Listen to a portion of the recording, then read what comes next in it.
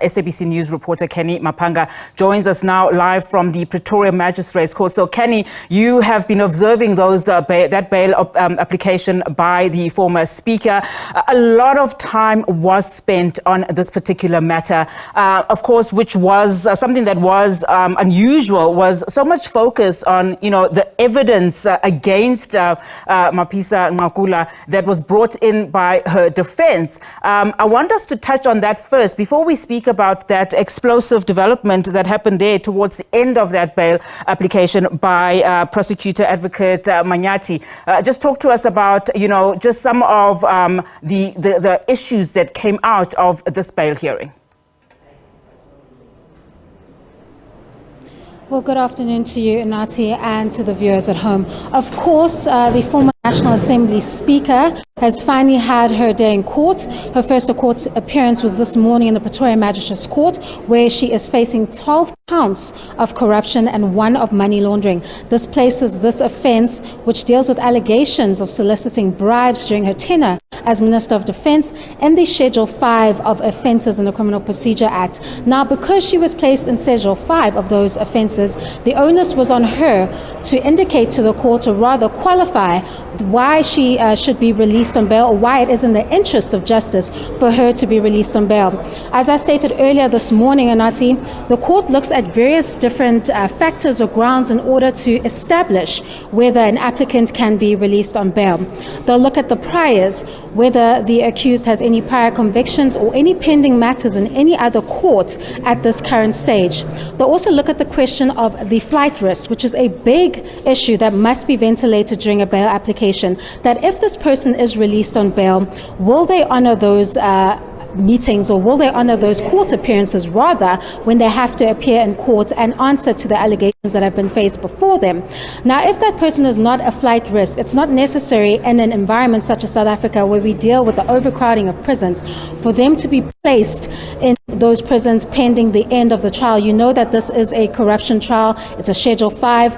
It's dealing with several witnesses, as we've heard now from Advocate Manyati. So it could take some time for this matter to reach its finality.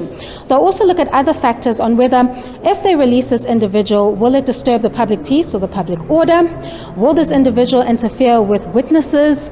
And will this individual evade trial if they are released on bail? Of course, the court was satisfied that none of these risks existed with Nosiviwe Mapisa-Nqakula, and therefore the court was satisfied that it was in the interest of justice for her to be released on bail. Of course, another issue there was her health, her seniority, and the medication that she's currently on, which doesn't permit an environment for her to be in custody or incarcerated pending the finality of this trial. Canny, of course, the defense made some very crucial points there, just stating about the weakness of this case, something that the state, of course, objected to, saying that it does not base its case solely on just one witness, as it was alluded to. Just talk to us a little bit about that.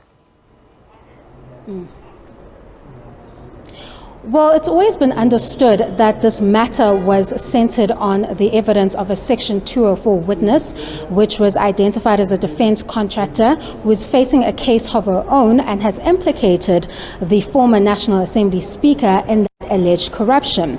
But we've seen from the court proceedings, or what has been revealed by the NPA, that in fact they have a lot of evidence they intend to produce in this trial that will corroborate a lot of the information that they have. So we now know that it's not only centered on this single witness, and of course, as the advocate has stated, it is quite inappropriate at this stage. I mean, these are bail proceedings. You literally only have to deal with the factors that permit your release on bail, or whether it is in the interest of justice for you to be released on bail. It is not wise to enter into the merits of the case. Once the matter is transferred to the High Court for trial, or that disclosure happens, that's when you can deal with the actual case that is faced against you.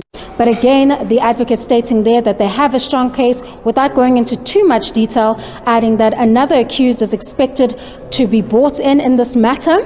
We don't know who that accused is yet and when they intend to announce such, and that the state is in a position where it can state that it actually has quite a strong case in this matter.